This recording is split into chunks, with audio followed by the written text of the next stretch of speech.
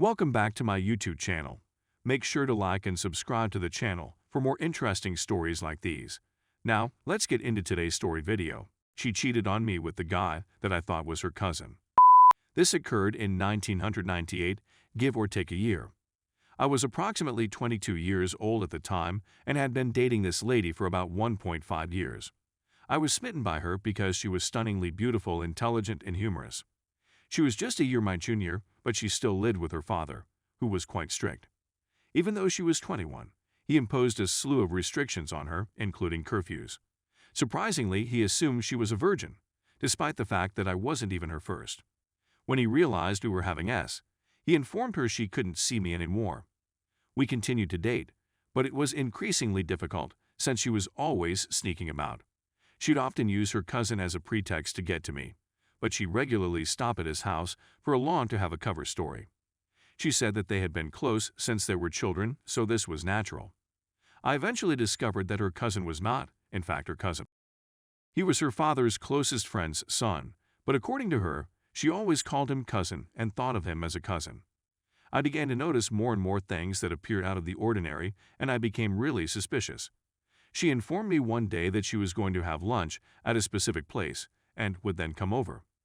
Soon later, I received a message on my pager instructing me to meet at Red Lobster at 12 p.m. Then I received another message informing me that the communication was intended for her father. I dashed over to the restaurant, located her vehicle, and parked a long distance back. Another vehicle arrives, her relative gets out, and they embrace and kiss before heading inside. I returned home to wallow in my pity. I canceled our date on that day, but I didn't notify her. I quickly devised my terrible scheme. I must inform you of any event that occurred earlier in our connection. When she was getting ready one day, I took a Polaroid of her buttocks. It was just a close-up of her buttocks, and there was no way to identify her from the image. I didn't believe she'd give a damn. She became enraged. I've never seen her that enraged before. She was prepared to battle for that photograph, but I made every attempt to keep it away from her. She tried to tear it, but she couldn't.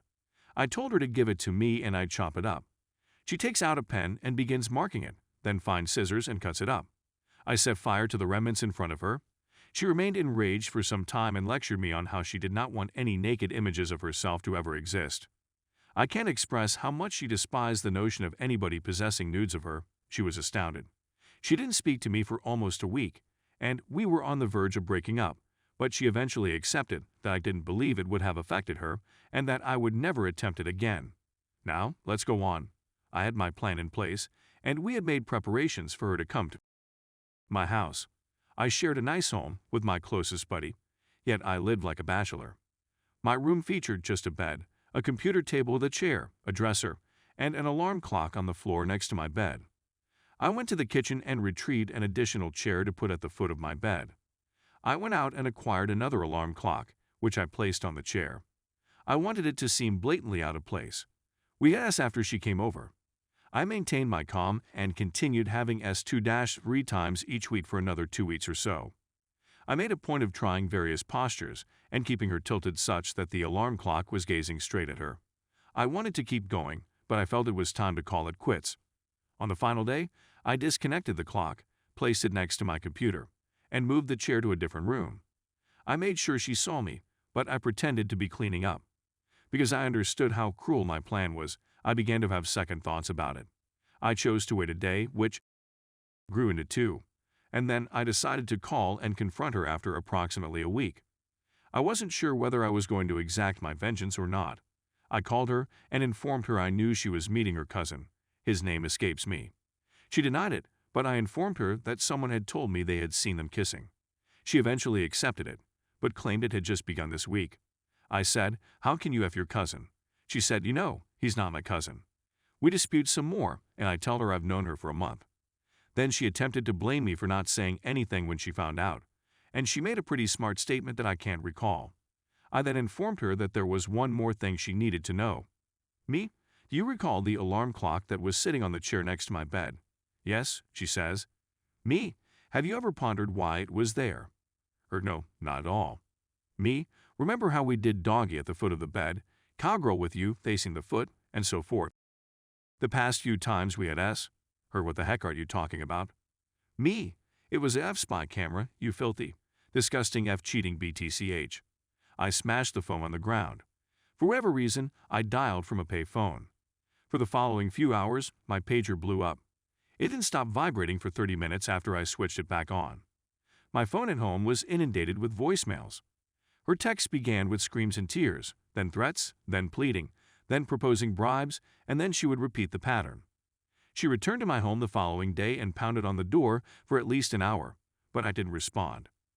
Even though the frequency had dropped significantly, the calls and texts continued to come in for weeks. She also came to my house a couple more times, but I never opened the door and was occasionally not there. I eventually answered the phone, but when she asked for the recordings, I told her I had no idea what she was talking about. I listened to her beg, scream, and plead and finally chimed in with, "I'm not sure what cassettes you're talking about."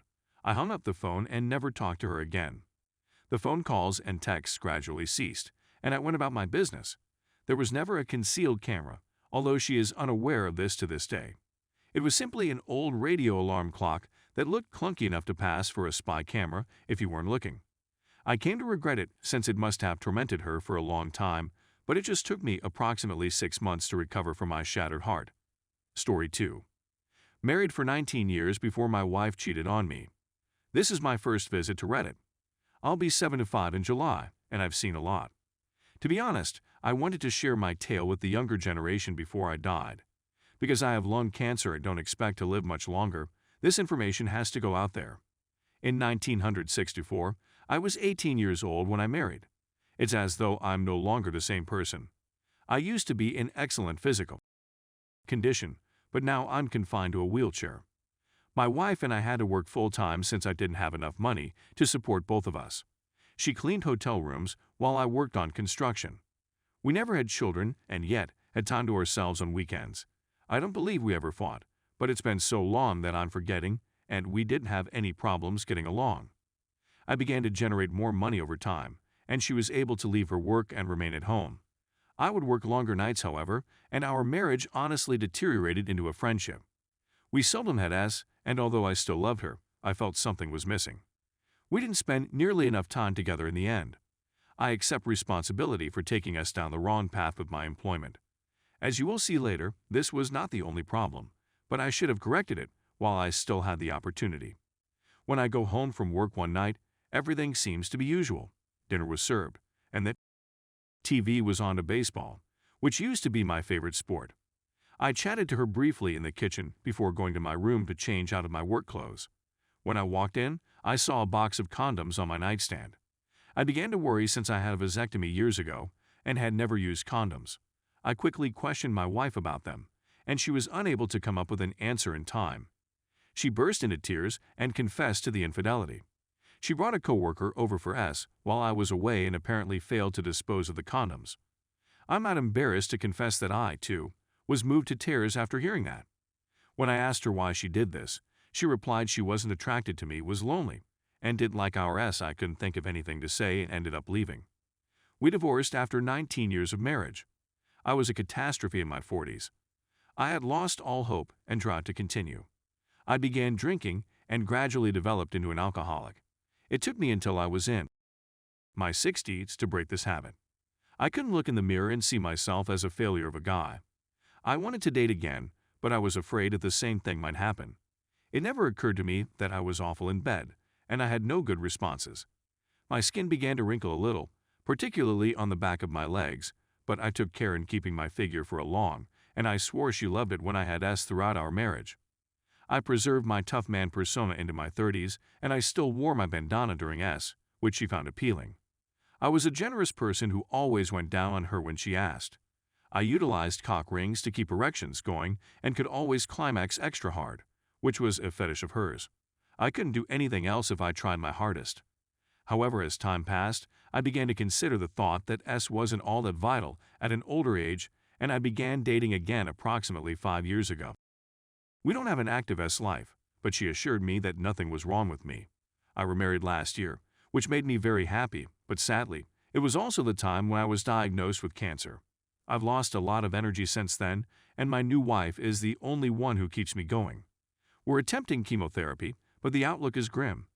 In my final days, I'd want to contribute some of the information I've gained over the years in order to make the world a better place. My mental faculties are also deteriorating, therefore I need to act quickly. I hope everyone who reads this can take something from me to make their lives better.